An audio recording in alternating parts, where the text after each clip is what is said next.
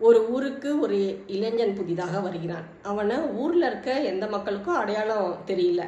அதனால எல்லாரும் அவனை வியப்பாக பார்க்குறாங்க. அதில் அந்த ஊரில் இருக்க ஒரு முதியவர் அந்த இளைஞனை அடையாளம் காணுகிறார்.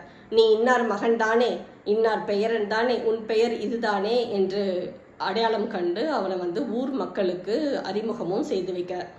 அப்படி ஒரு மொழியை தமிழ் மக்களுக்கு அறிமுகம் செய்து வச்சிருக்குங்க. ஆமாங்க, 18ஆம் நூற்றாண்டு காலகட்டத்தில் ஆங்கிலேயர்கள் நம்மளுடைய தென்னிந்தியாவை நோக்கி பயணம் செய்து இங்கே வராங்க. அவர்கள் யார் என வியந்து பார்க்கும்பொழுது, ஏன்னா தமிழர்களுக்கு அந்நியர்கள் வெளிநாட்டவர்கள் புதிதல்ல. கிரேக்கர்கள் இருக்காங்க, ரோமானியர்கள் இருக்காங்க, அரேபியர்கள் இருக்காங்க, சீனர்களும் இருக்காங்க. இது மாதிரி புதிய மனிதர்கள் தமிழகத்துக்கு புதிதும் அல்ல.